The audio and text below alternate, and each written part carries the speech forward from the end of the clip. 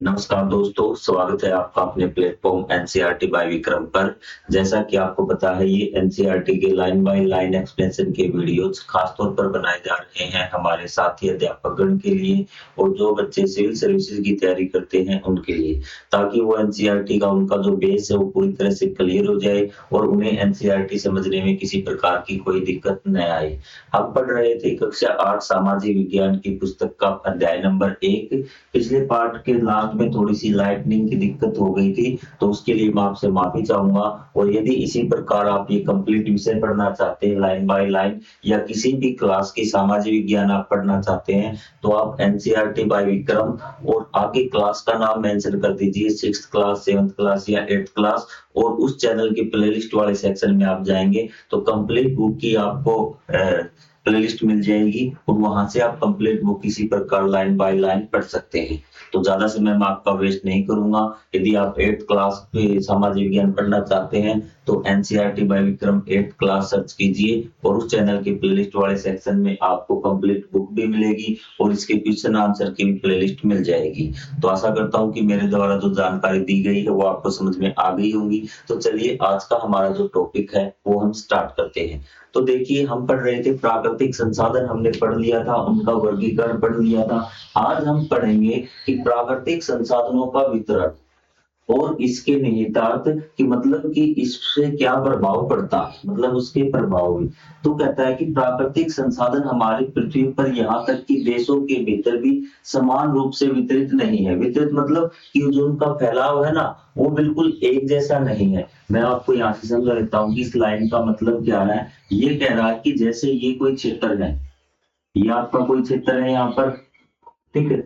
तो यहाँ पे देखिए कि कहीं पे तो आपको लोहा ज़्यादा मिल जाएगा, कहीं पे आपको उपजाऊ मिट्टी मिल जाएगी, कहीं पे आपको मैंगनीज मिल जाएगा, कहीं पे आपको अन्य कोई संसाधन मिल जाएगा। इसने कहा कि ये नहीं है कि पूरे पृथ्वी पे कहीं पे आपको क्या है कि तेल मिल जाएगा, पेट्रोलियम मिल जाएगा, कहीं पे आपको प्राकृतिक गैस मिल जाएगी। ये नहीं है कि पूरी पृथ्वी पे जो प्राकृतिक संसाधन है, वो बिल्कुल एक जैसी मात्रा में, कहीं पे कोई बिल्कुल नहीं है, कहीं पे कोई बिल्कुल ज़्यादा मात्रा में उपलब्ध है। तो इस प्रकार है जो संसाधनों का वितरण है, वो पूरी पृथ्वी पर एक नाम आप याद रखिए कि असमान है। संसाधनों का वितरण कैसा है? असमान है, पूरे क्षेत्र में असमान है।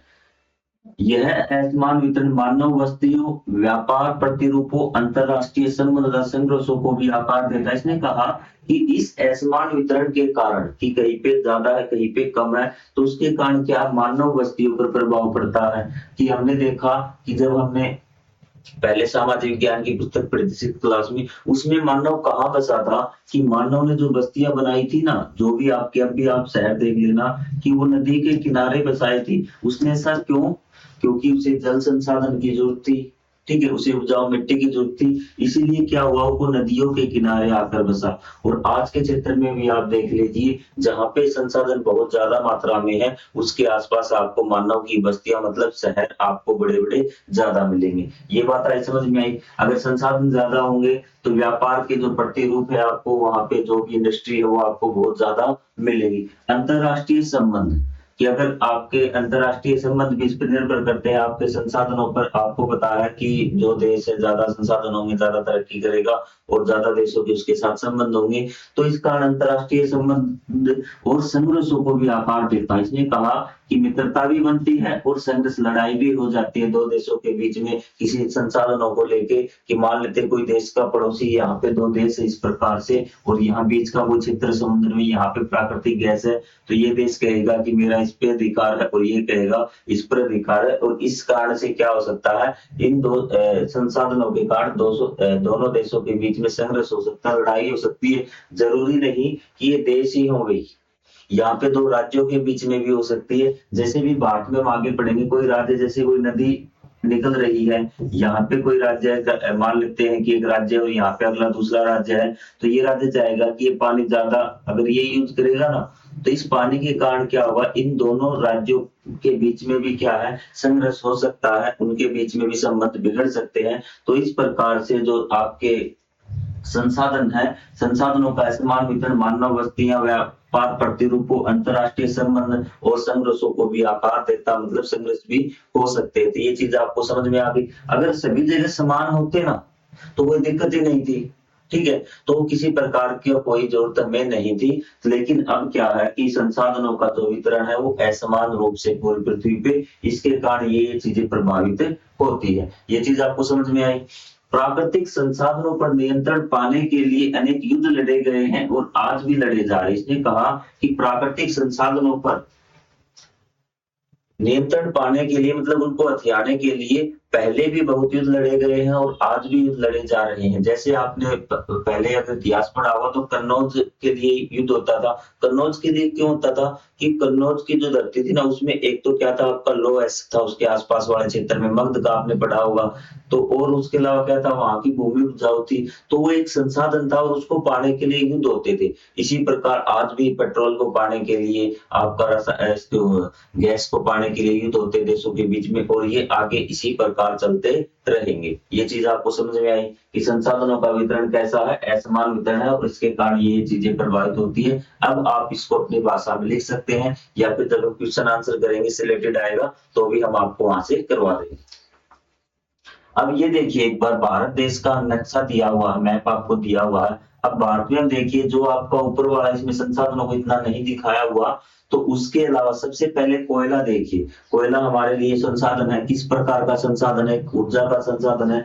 भारत में कोयला कहाँ कहाँ, ये देखिए इस साइड आपका झरिया है, रानीगंज है, बोकारो है, तालचर है, कोरबा है, ठीक है, और यहाँ पे नेवेली है। इसको आप ध्यान में रखिए क्योंकि अलग साइड दे रखा नेवेली, आप बुक में पढ़ेंगे आपको साफ दिख जाएगा। ठीक है, उसके बाद तेल के वाले देख लीजिए आप, जो ट्रायंगल बना रखे ना, कलोल है, अंकलेश्वर है, बसीन है, मुंबई आई है, ये 4 क्षेत्र है जहाँ पे हमें पेट्रोल मिलता है। और चारों आप याद रखना, खासकर पेट्रोल वाले, क्योंकि पेपर में आपसे पेट्रोल वाला ही पूछा जा सकता है कि जो कम है और लिमिटेड मात्रा में, वो है आपके कलोल, अंकलेश्वर, बसीन और मुंबई हाई, जो यहाँ पे आपको दिख रहा है। इसकी पीडीएफ मैं आपको दे दूंगा, आप कमेंट कर देना अगर पीडीएफ चाहिए तो, वरना आप एनसीईआरटी की साइट से बुक डाउनलोड कर सकते हैं, वहां से आपको इसकी पीडीएफ मिल जाएगी। तो ये चीज समझ में आई। देखिए यहाँ पे भी है आपके इस साइड, पूर्वोत्तर भारत में आएंगे तो मोरान, हुगरीगंज और माकू में भी आपको क्या है कि तेल के ये चीजें आपको क्षेत्र मिलते हैं, तेल वाला संसाधन आपको मिलता है। इस प्रकार देखिए पूरे भारत में तो बिल्कुल एक जगह नहीं ना संसाधन कि कहीं पे देखिए कोयला कहाँ पर है और बाकी वाला क्षेत्र देखिए आपका उपजाऊ क्षेत्र है। तो इस प्रकार देखिए कि संसाधनों का वितरण है वो असमान है, पूरे पृथ्वी पर समान वितरण नहीं है। ये देखिए हमारे भारत में देखिए, ये नहीं कि पूरे भारत में एक जैसा वितरण संसाधनों का, असमान वितरण है। असमान वाली बात आपको बिल्कुल आराम से समझ में आ गई होगी। तो चलिए अब हम आगे बढ़ते हैं।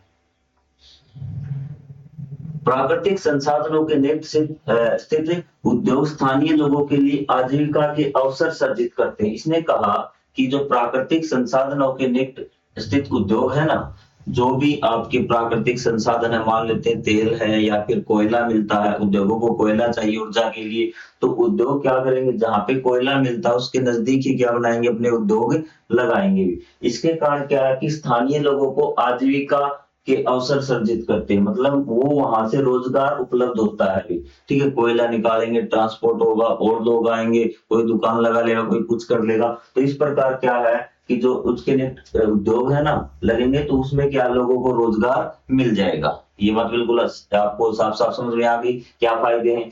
उसके आसपास बस्तियां विकसित होती है और दूसरों के लिए भी आर्थिक अवसर बढ़ते हैं। जीवन की बस्तियां मतलब लोग वहां पे बसने लगेंगे, और बसने लगेंगे तो और दूसरे लोग जो उद्योगों में काम करते हैं उनको तो रोजगार मिलेगा ही मिलेगा, लेकिन अन्य लोग हैं वो भी वहां रोजगार, उनको भी क्या कि आर्थिक अवसर मिलेंगे, मतलब कि कमाई करने के अवसर उनको मिलेंगे। मैंने आप जैसे आपको बताया, कोई दुकान कर लेगा, कोई चाय बेचने लगेगा, कोई और कुछ काम करने लगेगा, तो वहां पे सभी लोगों के लिए आर्थिक अवसर बढ़ते हैं। जीवन की गुणवत्ता में सुधार लाने वाली आधुनिक सुविधाएं सुलभ होती हैं। हालांकि इन लाभों के साथ अल्पावधि तथा दीर्घावधि दोनों ही स्तरों पर मूल्य चुकाना पड़ता है। इसने कहा कि हम जो जीवन की गुणवत्ता में सुधार ला रहे हैं, मतलब कि हमारे लिए सुविधाएं उत्पन्न कर रहे हैं, कोयले का प्रयोग करके, पेट्रोल का उपयोग करके, हमने गाड़ियां बना दी, हवाई जहाज बना दी, सब चीजों में हम संसाधन प्रयोग कर रहे हैं। आधुनिक सुविधाएं सुलभ होती है, मतलब हमारे लिए बहुत हमें अच्छी लगती है। ठीक है, हालांकि इन लाभों के साथ, इसने कहा कि इन लाभों के साथ हमें नुकसान भी उठाने पड़ेंगे। वो नुकसान आपके छोटी अवधि के लिए भी हो सकते हैं और आपके हमें आगे चलकर बहुत लंबे समय बाद पता चलेगा कि हमने कितना नुकसान कर लिया। हमारे पास विश्व भर में ऐसे उदाहरण हैं जहां संसाधन संपन्न क्षेत्रों में रहने वाले लोगों को ऐसी सुविधाओं के लिए अपने घरों से विस्थापित होना पड़ा है। उसने कहा कि हमारे पास ऐसे-ऐसे उदाहरण हैं, अगर आप विश्व में देखेंगे, जिन लोगों ने पहले तो क्या किया कि अपनी सुविधाएँ बढ़ाने के लिए उन संसाधनों का बहुत ज़्यादा उपयोग किया और उसका परिणाम ये हुआ कि एक समय ऐसा आया कि उनको वो क्षेत्र छोड़कर अपना दूर जाना पड़ा। विस्थापन मतलब कि उस जगह को छोड़कर दूसरी जगह उनको जाना पड़ा। अब मैं आपको बताता हूँ, मान लेते हैं कि किसी क्षेत्र है, यहाँ पे एक किसान खेती करता है। आपको मैं इसका एग्जाम्पल यहाँ पे समझा देता हूँ। यहाँ पे एक किसान खेती करता है और वो सिंचाई के लिए पानी का उपयोग करता है और भूमिगत जल आप समझते होंगे, वहां से उसने ट्यूबवेल लगा के पानी का वो बहुत ज्यादा दोहन कर रहा है और एक समय ऐसा आएगा कि 5, 10, 15, 20 साल बाद जो पानी का लेवल तो कम होगा और पानी का लेवल इतना कम हो जाएगा कि यहाँ पानी समाप्त हो जाएगा, तो ये खेती यहाँ पे नहीं कर पाएगा बिना पानी के। तो इसको क्या क्या होगा, इस स्थान को छोड़कर दूसरे स्थान पर जाना पड़ेगा। इस प्रकार उसको विस्थापन, ये दीर्घकालीन क्या है, इसका नुकसान है। तो इसलिए हमें संसाधनों का सोच समझकर प्रयोग करना पड़ेगा। जो हमने पहले पार्ट में पढ़ा था कि पुनर्स्थापन का समय हमें जरूर देना पड़ेगा, पुनर्जनन का टाइम हमें जरूर देना पड़ेगा संसाधनों को। ये चीज आपको समझ में आई? कुछ मामलों में उनके पावन संकट भी, ठीक है, पावन स्थान संकट में है जिसके संघर्ष की स्थिति उत्पन्न हो रही। शायद ऊपर कोई इच्छा हमारा रह गया क्या इसकी, क्योंकि हम लगातार पढ़ते आ रहे हैं। कुछ मामलों में उनके पावन स्थान संकट में है जिससे संघर्ष की स्थिति उत्पन्न हो रही। मतलब कि जो संसाधन है ना, वहां क्या है कि पावन स्थान है, उनकी पवित्र स्थल है, और जब उन संसाधनों को यूज कर रहा है कोई दूसरा, तो वहां पे क्या आ रहा है, संकट मतलब कि संघर्ष, लड़ाई की स्थिति उत्पन्न हो रही है। अगर आपकी कोई पवित्र चीज उसके साथ कोई भी छेड़छाड़ करेगा तो आपकी संघर्ष की स्थिति जरूर होगी। राष्ट्रीय और अंतर्राष्ट्रीय व्यापार प्राकृतिक संसाधनों की भौगोलिक स्थिति पर निर्भर करता है। मानव ज्ञान और कौशल के संयोजन से वुड स्टील जैसे विलक्षण उत्पादन तैयार किए जा सकते हैं। इसने कहा कि राष्ट्रीय और अंतर्राष्ट्रीय व्यापार प्राकृतिक संसाधनों की भौगोलिक स्थिति पर निर्भर करता है कि प्राकृतिक संसाधन उसमें कहां पर है, उसी के हिसाब से क्या होगा, व्यापार होगा। कि वहां का जो रास्ता है वो सुलभ होना चाहिए, ठीक है, आपको कि उसकी आपको बताया था उसकी आर्थिक लागत कम होनी चाहिए, ठीक है, कि किस देश के साथ। अब मैं आपको यही पे बता देता हूँ कि अब देखिए, प्राकृतिक संसाधन, एक देश यहाँ पे कोई भी देश और एक देश यहाँ पर है और एक यहाँ पे है। यहाँ पे संसाधन ए है और यहाँ पर भी संसाधन ए है। ये देश मुझे बताइए कि किस देश से संसाधन व्यापार करना पसंद करेगा। ए इससे खरीदना चाहेगा या फिर इससे। आप कहेंगे सर इससे, क्योंकि इसको जो ट्रांसपोर्ट कॉस्ट है वो क्या है कि इसको सस्ता होगा, उसको बहुत ज्यादा समय लगेगा, बहुत ज्यादा इसका वेस्ट हो, टाइम वेस्ट होगा भी। तो इस प्रकार क्या है, इसने बताया कि प्राकृतिक संसाधनों की भौगोलिक स्थिति पर निर्भर करता है राष्ट्रीय व अंतरराष्ट्रीय व्यापार। मानव ज्ञान और कौशल के संयोजन से वुड स्टील जैसे विलक्षण उत्पादन तैयार कर लिए। मतलब कि मानव को लोहा मिला था, कार्बन मिला था और उसने उन दोनों का मिक्सर करके क्या बना लिया, वुड स्टील बना लिया। ऐसे ऐसे उत्पादन तैयार कर लिए। जैसा कि हम जानते हैं, व्यापार ने भारत में बड़े साम्राज्यों के विकास को गति दी थी, ठीक है, व्यापार हुआ ना भारत में, तो उसके कारण क्या हुआ कि भारत में बहुत ज्यादा क्या हो गए, बड़े बड़े साम्राज्य के विकास को गति की थी। भारत में जो साम्राज्य, व्यापार के कारण, व्यापार होगा तो आपको आर्थिक पैसा आएगा, पैसा आएगा तो साम्राज्य क्या होगा, विकसित होगा। आप वहां से लग जाइए जहां से उन्होंने व्यापार स्टार्ट करना किया था, मौर्य साम्राज्य से, गुप्त साम्राज्य से, फिर भारत में मुगल आ गए, फिर आपके अंग्रेजी हुकूमत आ गई। वो किसके लिए आई थी, वो व्यापार के कारण ही तो आई थी। तो इसी कारण से क्या है कि भारत में जो व्यापार था उसके कारण क्या हुआ, बड़े बड़े साम्राज्यों के विकास को गति दी थी। चीजें क्लियर हो रही हैं आपको? कोई भी अगर आपको डाउट हो आप कमेंट कर देना, मैं कमेंट के माध्यम से उसका जवाब देने की कोशिश करूंगा। और जब हम इसका समरी रिवाइज करेंगे तब भी हम इसके आपके जो डाउट होंगे मैं उसको उसमें सोल्व करने की कोशिश करूंगा। बाकी कोशिश मेरी यही है कि आपको लेसन पढ़ते समय ही सारे आपके डाउट क्लियर होते जाएं। किन्हीं तो प्राकृतिक संसाधनों का चयन कीजिए, भारत के विभिन्न भागों में उनकी उपलब्धता के विषय में जानकारी एकत्रित कीजिए। कोई भी जो प्राकृतिक संसाधन है आप ले लीजिए, आप पेट्रोल को ले लीजिए, आप कोयले को ले लीजिए और ऊपर जो भारत के नक्शे में दिखाए थे आपको बता दीजिए इस जगह पे वो संसाधन मिलते हैं। मानचित्र आपको बनाया ऊपर है, उसके उसमें आप लिख दीजिए उनसे जुड़ी आर्थिक गतिविधियां किस प्रकार की। आर्थिक गतिविधियां, हम कोयले को क्या इंडस्ट्री में यूज करते हैं, उससे फिर विद्युत बनाते हैं, विद्युत ऊर्जा बिजली, फिर हम उसको घरों में सप्लाई करते हैं या फिर उसको बेच देते हैं। उन भागों में प्राकृतिक संसाधनों के दोहन के वर्तमान और भावी पीढ़ियों पर पड़ने वाले प्रभाव पर चर्चा कीजिए कि उस वो जो आपका संसाधन है फिलहाल, तो उसको किस प्रकार वहां पर यूज किया जा रहा है और आने वाली पीढ़ियों पर उस पर क्या प्रभाव पड़ेगा। प्रकृति के उपहारों का विवेक कर उपयोग करने की विधियां सुझाइए कि आप किस प्रकार से विवेक के उसका यूज कर सकते हैं। तो मैंने आपको दो शब्द मैं स्टार्टिंग से बताता आ रहा हूँ। एक तो आप कोई भी संसाधन यूज कर रहे हैं उसको आप वेस्टेज बहुत कम करनी है, आपको पुनर्चक्रण करना है, मतलब कि आपको पुनर्स्थापन के लिए उसको समय देना है और पुनर्जनन के लिए भी उसको समय देना। अगर इस प्रकार से आप प्रयोग करते चले तो आपके संसाधन का आप ये विवेकपूर्ण प्रयोग कर रहे हैं, विवेकपूर्ण प्रयोग कर रहे हैं।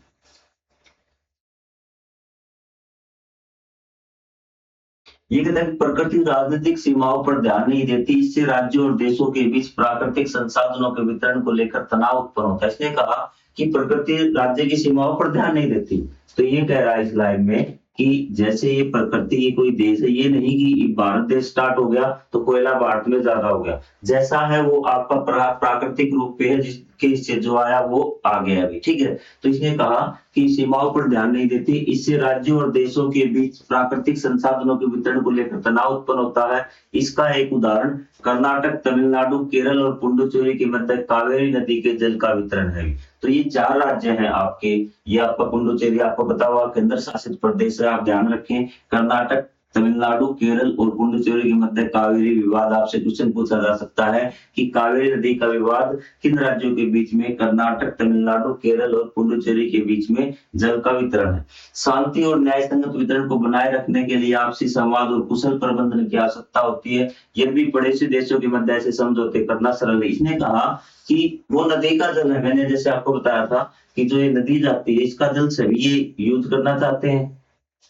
आपको आ रही बात समझ में। तो यहाँ पे क्या होगा कि जैसे आपका कर्नाटक है, फिर आपका तमिलनाडु हो गया, फिर आपका केरल यहाँ पे हो गया, इस जल को यूज करना चाहते हैं।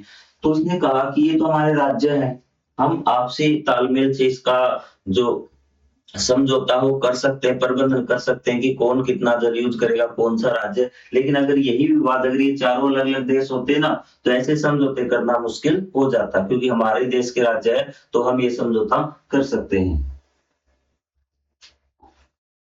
अंतरराष्ट्रीय संदर्भ में किसी ऐसे संघर्ष के विषय में जानकारी प्राप्त कीजिए, अपने अन्वेषण पर कक्षा में चर्चा कीजिए। जैसा ही राज्यों के बीच में विवाद है, क्या ऐसा ही किसी देशों के बीच में विवाद है किसी नदी को लेकर, ठीक है। हमारे वहां भी विवाद हुआ था कि पाकिस्तान और भारत के विवाद था कि आपका जो था ऐसे सॉरी ऊपर वाली जो नदी है आपकी जो जम्मू कश्मीर से पाकिस्तान में जाती है, तो वहां पे विवाद था कि 5 नदियों का पानी भारत रख लेगा, 5 का आपका पाकिस्तान रख लेगा। तो इस प्रकार विवाद बहुत से देशों के बीच में, आपको किसी एक देश का विवाद लिखना है और आगे आप इसमें डिस्कस भी करेंगे। किसी देश में तमिलनाडु में कावेरी नदी पर बना मेट्टूर बांध, आप इसको एक फैक्ट के तौर पर याद रखना कि तमिलनाडु में कावेरी नदी पर मेट्टूर बांध बना हुआ है। अब हम बात करेंगे संसाधन एक अभिशाप कि संसाधन, अब तक तो हम सोच रहे थे कि संसाधन हमारे लिए बहुत बड़ी काम की चीज है, सारे मजे ही मजे, अच्छी ही बातें, लेकिन ये कह रहा कि प्राकृतिक संसाधन अभिशाप मतलब कि नुकसान भी है। अब नुकसान क्या है वो चीज हम पढ़ेंगे कि किस प्रकार संसाधन हमारे लिए अभिशाप हो सकते हैं। प्रचुर प्राकृतिक संसाधनों का होना आर्थिक समृद्धि की गारंटी नहीं है। अब तक फिलहाल हमने यही पढ़ा था कि अगर संसाधन ज्यादा होंगे तो वो क्षेत्र ज्यादा तरक्की करेगा, ज्यादा उसमें आर्थिक क्रियाएं होंगी। लेकिन इसने कहा है कि आर्थिक समृद्धि की गारंटी नहीं है, प्राकृतिक संसाधनों से समृद्ध कुछ क्षेत्रों में आर्थिक वृद्धि और विकास मंद हो सकता है। इसने कहा है कि आपके पास सिर्फ प्राकृतिक संसाधन अगर आपके पास है तो ये नहीं है कि आपकी आर्थिक समृद्धि होगी, आप विकास करेंगे।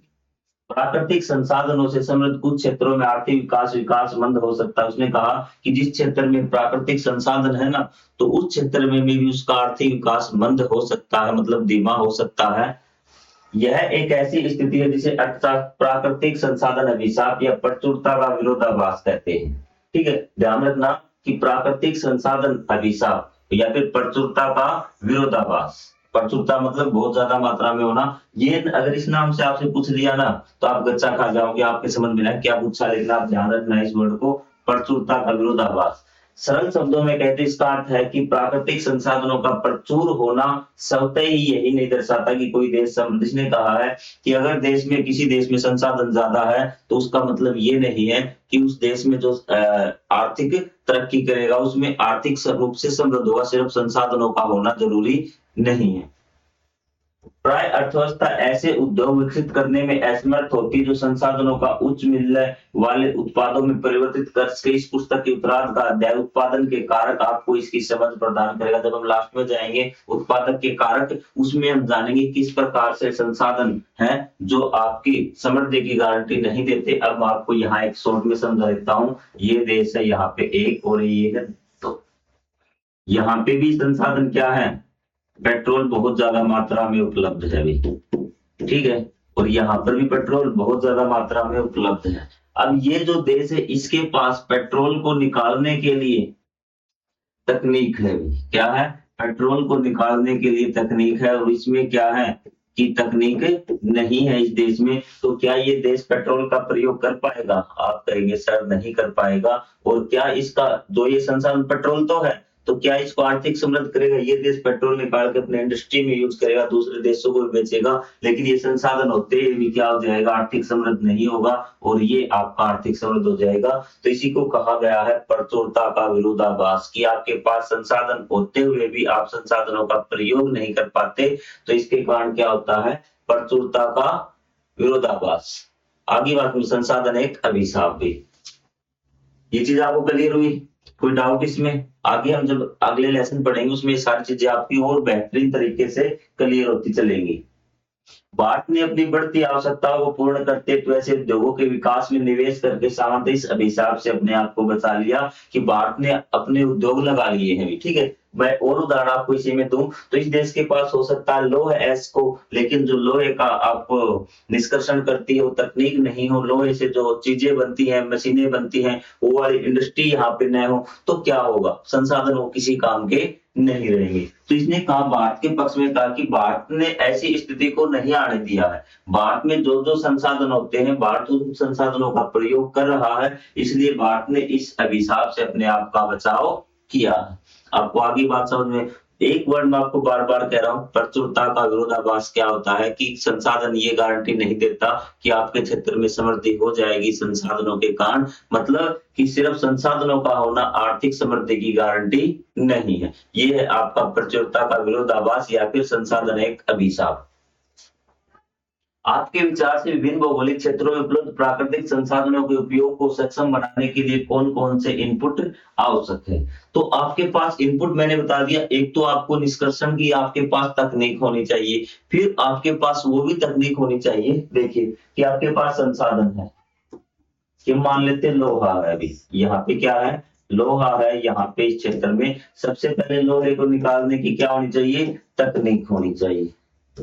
ये बात आपको समझ में आ गई? आपने लोहा उसमें से निकाल लिया, अब लोहे से जो वस्तुएं चीजें बनानी है आपको, उसकी भी आपके पास तकनीक होनी चाहिए। आप इसको डिटेल में अपनी भाषा में अब आराम से लिख सकते हैं कि यहाँ से आपने लोहा तो निकाल लिया, अब लोहे से आपको कोई गाड़ी बनानी है, कोई आपको मशीन बनानी है, वो तकनीक भी आपके पास होनी चाहिए, और आपके पास उन गाड़ियों वगैरह को बेचने के लिए बाजार भी होना चाहिए। तो ये सारी चीजें आपके पास होनी चाहिए। यदि संसाधनों के निष्कर्षण और संधारणीयता के बीच संतुलन बनाने की चुनौती अभी भी विद्यमान है, प्राकृतिक संसाधनों को समझना और उनका प्रबंधन एक मूल्यवान प्रस्थान बिंदु, मतलब कि संसाधनों को समझना है हमें और उनका प्रबंधन की मतलब प्रबंधन मतलब किस प्रकार से हमें उसको निकालना है, किस प्रकार से हमें उसका इस्तेमाल करना है, प्रयोग करना है, ठीक है, वो एक प्रस्थान बिंदु। परंतु मानवीय ज्ञान, सुशासन और रणनीतिक योजना यह निर्धारित करती है कि वे स्थायी लाभ बने रहेंगे या फिर अस्थायी अप्रत्याशित लाभ है, कि मतलब कि जो मानव ने संसाधन तो ढूंढ लिया, उसका प्रयोग भी करने लगा, अब मानव जो रणनीति बनाता है संसाधन को यूज करने की, प्रयोग करने की, वो ये निर्धारित करेगा कि संसाधन उसके लिए अल्पकालीन है या फिर लंबे समय के लिए है। हमने कोयला पढ़ा था, कोयला हमारे लिए 50 वर्षों तक का है, तो हमें देखना है कि कोयले को हम जल्दी जल्दी यूज करके खत्म कर दें या फिर ऐसे उसके कुछ ऑप्शनल ढूंढ ले अल्टरनेट, की कोयले को हम कम से कम प्रयोग करें ताकि लंबे समय तक चले। आपको आ रही बात समझ में? तो ये निर्धारित रणनीति योजना यह निर्धारित करती है कि वे स्थायी लाभ बने रहेंगे या फिर अस्थायी प्रत्याशित लाभ है। कि वो हमेशा के लिए रहेंगे, हमेशा के लिए नहीं, मतलब कि जितना ज्यादा समय हम उसको प्रयोग कर सकते हैं उतना समय हम उसको प्रयोग करें, या फिर अस्थायी अप्रत्याशित लाभ होंगे भी।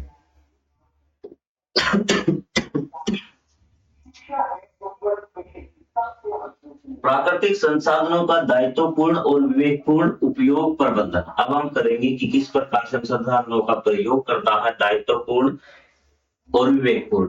पृथ्वी पर जीवन को स्थापित रखने हेतु आवश्यक है कि हम प्रकृति का सम्मान करें और प्राकृतिक संसाधनों का उपयोग इस प्रकार से करें जिससे नवीकरणीय संसाधनों का पुनर्स्थापन और पुनर्जनन संभव हो सके। ये बात हम बार बार पढ़ रहे हैं इस अध्याय में। इस अध्याय की मेन लाइन यही है कि अगर हमें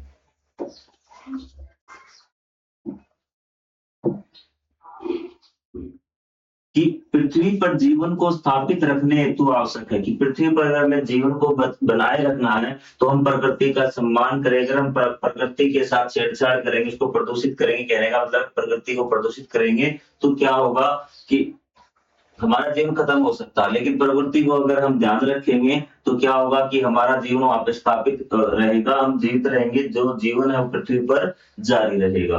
प्राकृतिक संसाधनों का उपयोग हम इस प्रकार से करें कि किस प्रकार से करना है कि नवीनकरणीय संसाधनों का पुनर्स्थापन एवं पुनर्जनन संभव हो। मतलब कि हमें नवीनकरण संसाधनों का प्रयोग भी करना होगा और साथ साथ उन्हें पुनर्स्थापन और पुनर्जनन के लिए समय भी देना होगा। नवीकरणीय संसाधन में कौन से संसाधन है? वे संसाधन जो हमें क्या है कि जिनको बनने में बहुत ज्यादा समय लगा है, लाखों हजारों लाखों साल लगे हैं और वो हमारे लिए एक लिमिटेड मात्रा में है, वो खत्म हो सकते हैं, ठीक है।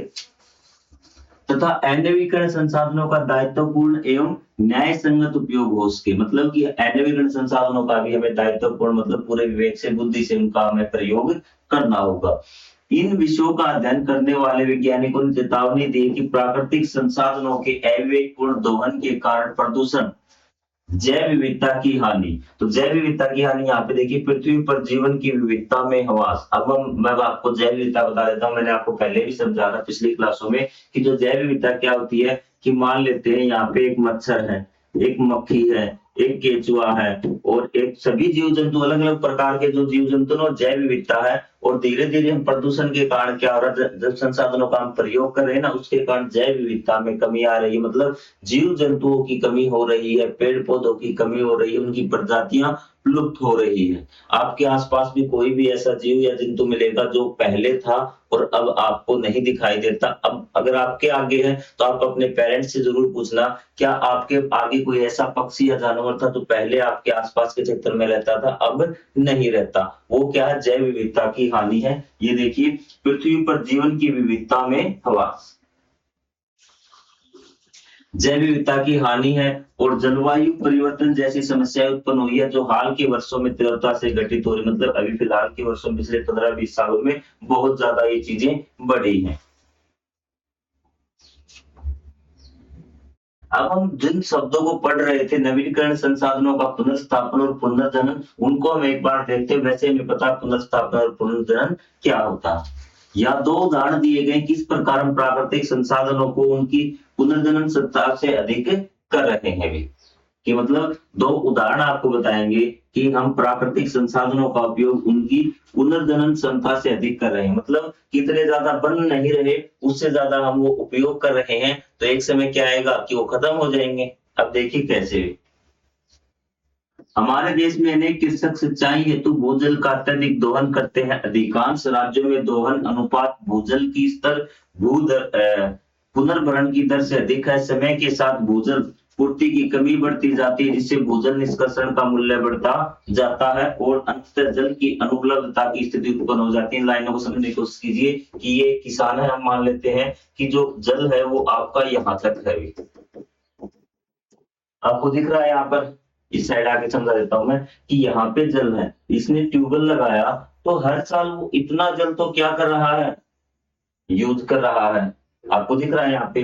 और जो दोबारा बारिश से जल आता है वो इतना आता है अभी, ठीक है। अब की बार कितना वो इतना यूज करा, अगले साल कितना यूज कर लेगा वो, दोबारा इस लेवल तक जल पहुंच जाएगा बारिश होने के बाद। अगले साल वो इतना जल का लेवल यूज कर लेगा, यहाँ तक पहुंच जाएगा, फिर जल भरेगा, फिर जल दोबारा से यहाँ तक हो जाएगा और फिर क्या होगा, वो यहाँ तक यूज कर लेगा, जल यहाँ का समाप्त हो जाएगा। लेकिन अगर वो यहीं तक जल यूज करता रहे, जितना जल पुनर्भरण होता है उतना ही क्या कर ले, वो जल को प्रयोग कर ले, तो उसका जल कभी खत्म नहीं होगा।